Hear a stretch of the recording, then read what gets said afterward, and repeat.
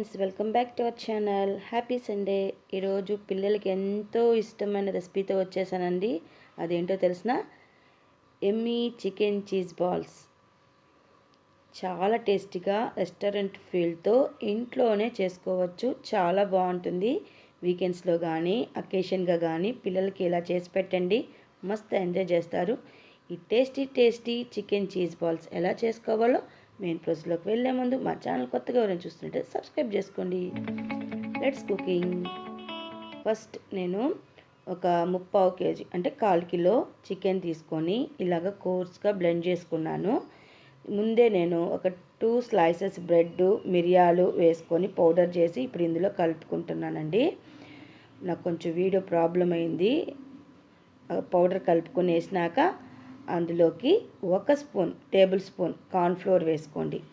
క్రిస్పీగా చాలా బాగొస్తాయి.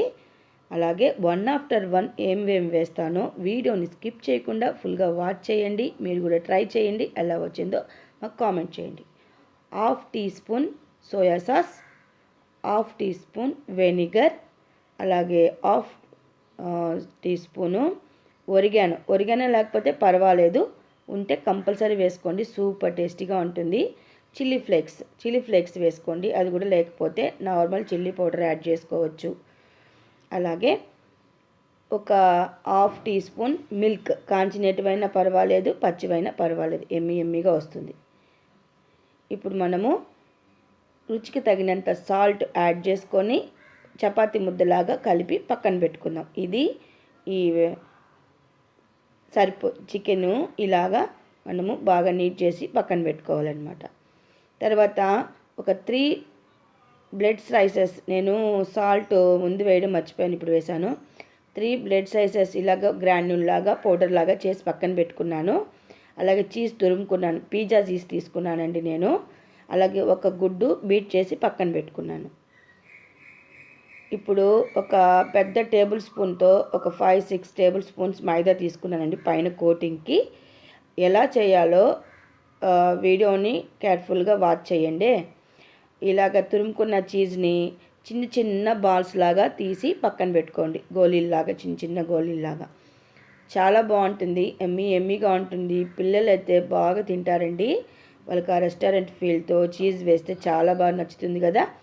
ఇలాగ నేను బాల్స్ చేసి పెట్టుకునే చీజ్ని ఇప్పుడు మనము ఈ చేతికి కొద్దిగా ఆయిల్ అప్లై చేసుకొని ఈ చీజ్ని ఎలా స్టఫ్ చేసుకోవాలో చూద్దాం. ఇలాగ చిన్న వడల్లాగా తట్టుకొని అందులో మనం చేసుకున్న చీజ్ బాల్స్ పెట్టుకొని రౌండ్గా చేసుకోండి. మీకు నచ్చితే కట్లెట్స్ లాగా చేసుకోవచ్చు, నగెట్స్ లాగా చేసుకోవచ్చు, ఇలాగ బాల్స్ లాగా చేసుకోవచ్చు.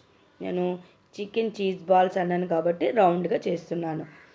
ఫస్ట్ మైదాలో డిప్ చేసుకోండి, మళ్ళీ ఎగ్ బ్యాటర్లో డిప్ చేసుకొని లాస్ట్లో బ్రెడ్ గ్రాన్యూల్లో వేసుకోండి. నేను ఎక్కడో ఆలోచిస్తూ ఫస్ట్ ఎగ్లో వేసేసానండి, సారీ.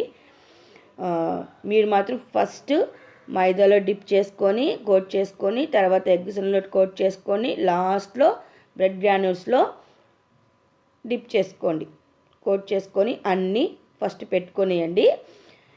మీరు స్టోర్ చేసుకోవాలనుకుంటే ఇవన్నీ జిప్ టైట్ కవర్స్ వస్తాయి కదా, జిప్ లాక్ టైట్ కవర్స్, దాంట్లో పెట్టుకొని ఫ్రీజర్లో ఒక బాక్స్లో స్టోర్ చేసుకున్నారంటే మీరు కావాల్సినప్పుడు మీరు ఫ్రై చేసుకొని తినచ్చు.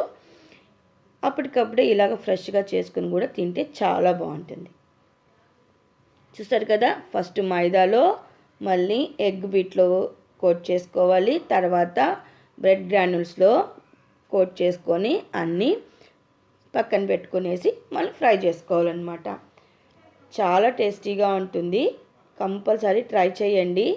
పిల్లలే కాదండి, పెద్దవాళ్ళు కూడా లొట్టలు వేసుకుంటూ తినేస్తారు, అంత టేస్టీగా ఉంటుంది. దీనికి కాంబినేషను మైమో సాస్ కానీ, అలాగే గ్రీన్ చట్నీ కానీ, టమాటా కచ్చప్పు పిల్లలకి సూపర్గా కాంబినేషన్ అనమాట.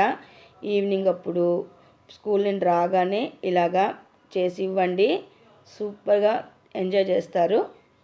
ఇలాగా బ్రెడ్ గ్రాన్యూల్స్లో డిప్ చేసుకొని నేను అన్ని బాల్స్ చేసుకొనేసాను.